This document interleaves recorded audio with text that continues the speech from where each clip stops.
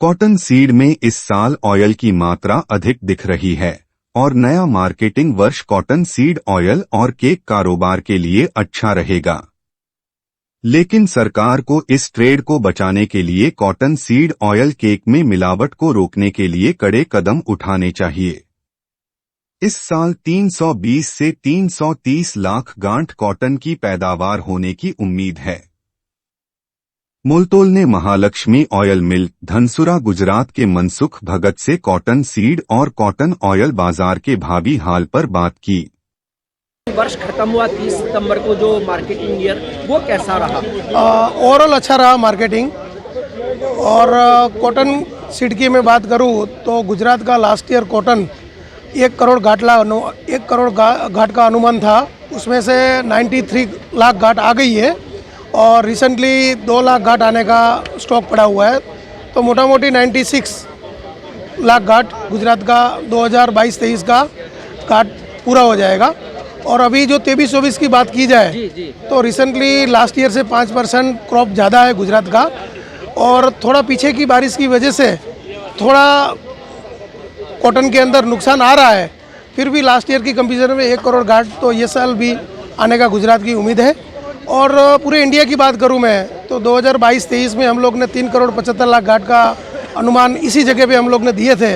उसी में से 30 सितंबर का डेटा अभी सीसीआई ने दिया है, तो 170 किलो की घाट का 3 करोड़ 50 लाख घाट आ गई है और 12 से 13 लाख घाट आने का बाकी है। तो कुल मिला के लास्ट ईयर का जो हम लोग जो डेटा दिया था इस हिसाब से 2% प्लस माइनस बाकी आ गए। ये नए वर्ष में कितना कॉटन उत्पादन मानते हैं पूरे भारत का? पूरा भारत के देखा जाए तो 3 करोड़ 20 लाख घाट का अनुमान लगा रहे हैं।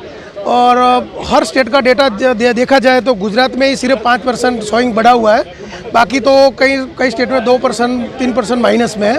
ओवरऑल 3 करोड़ 20 लाख से 3 करोड़ 30 लाख घाट होने का पूरा इंडिया का अनुमान है हमारा। कॉटन सीड ऑयल केक की बात कर ली जाए तो यह वर्ष कैसा रहने की उम्मीद है व्यापार के हिसाब से? बिल्कुल बढ़िया से बढ़िया ये साल रहेगा। और ये साल सीड के अंदर ऑयल भी अच्छा है और केक में भी डिमांड रहेगी, तो उम्मीद है ये साल बहुत अच्छा रहेगा। अच्छा, और आपने आज एजीएम में कुछ समस्याएं उठाई कि जो कॉटन सीड क्रशर्स हैं या जो केक बना रहे, केक के व्यापार से जुड़े हुए, उनकी कई समस्याएं जिनका निदान होना आवश्यक है, उसमें मुख्य समस्याएं आप क्या मानते हैं? सर, आपने क्वेश्चन अच्छा बता दिया मेरे को। ये कैटल फीड है, पशु मूंगा पशु को खाने के लिए ये केक बनता है।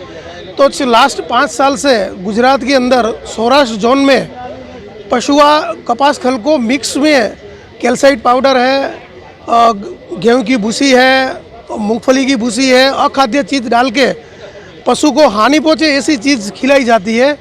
तो पशुपालकों को पता नहीं चलता है कि भाई प्योर खल क्या है और मिक्सिंग खल क्या है।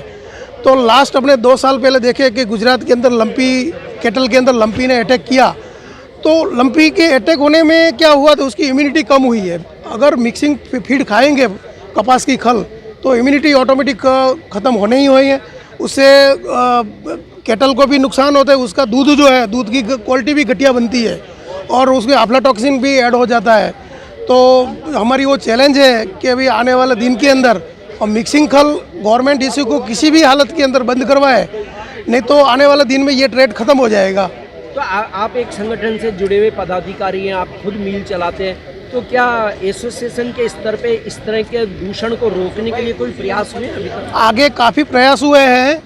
सौराष्ट्र के अंदर ज़्यादातर, गुजरात के अंदर सौराष्ट्र के अंदर मिक्सिंग हो रहे हैं। हमारी टीम ने पूरा प्रयास किया है। 2024 का इलेक्शन अभी लोकसभा का आ रहा है और गवर्नमेंट ने भी कुछ पॉलिसी बनाई है कि भाई महंगाई ना बढ़े। तो इस हिसाब से देखा जाए तो मोटा मोटी कॉटन ऑयल का रेट 750 से 800 की उम्मीद लग रही है और कॉटन सीड 500 रुपये का अनुमान हम लोग लगा रहे हैं कि भाई बॉटम रेट 500 रुपया होना चाहिए। अच्छा, अगर हम कॉटन सीड ऑयल की बात कर लें तो ऑयल का कंजम्पशन किस रेट से कैसे बढ़ रहा है या क्या लोगों की खाने की हैबिट में चेंज हुआ? जिसे अभी देखा जाए तो आपने 5 साल कोरोना के बाद देखते हैं तो 20 साल से 50 साल वाले लोगों को ज़्यादातर अटैक आ रहे हैं। तो जैसे कॉटन सीड का ऑयल वैसे रिफाइन ऑयल है, तो धीरे धीरे इसका यूज़ भी कम हो रहा है। कई लोग फिल्टर ऑयल में जा रहे हैं तो रिफाइंड ऑयल का कंजप्शन कम हो रहा है, फिर भी 750 से 800 का कच्चे तेल का रेट दाम ये साल रहेगा ही रहेगा। क्या आप मानते हैं कि गुजरात के, खासकर गुजरात की बात करें तो मूंगफली तेल और कपासिया तेल, इन दोनों में क्या कंपटीशन महसूस करते हैं आप? इस दोनों चीज़ के अंदर फ़र्क है। मूंगफली का तेल फिल्टर तेल रहता है और कॉटन का तेल है, वॉश तेल है, उसको रिफ़ाइन किया जाता है। एक्चुअल जो अपना हेल्थ के लिए देखा जाए तो फिल्टर तेल अच्छा है, और रिफ़ाइन के अंदर उसको हाई टेम्परेचर दे के कॉस्टिक डाल के रिफ़ाइन करते हैं तो उसकी ओरिजिनल न्यूट्रिशन वैल्यू ख़त्म हो जाती है। तो अभी जैसे अटैक का केस बढ़ रहे हैं, कैंसर का केस बढ़ रहे हैं, तो थोड़ी अवेयरनेस भी आई है लोगों को, तो थोड़ी डिमांड कम हुई है। और फॉरेन का जो पाम तेल है और सनफ्लावर तेल का भी प्रेशर ज़्यादा है, तो रेट 800 से ऊपर जाना मुश्किल है। बहुत बहुत धन्यवाद मनसुख भाई। Thank you sir.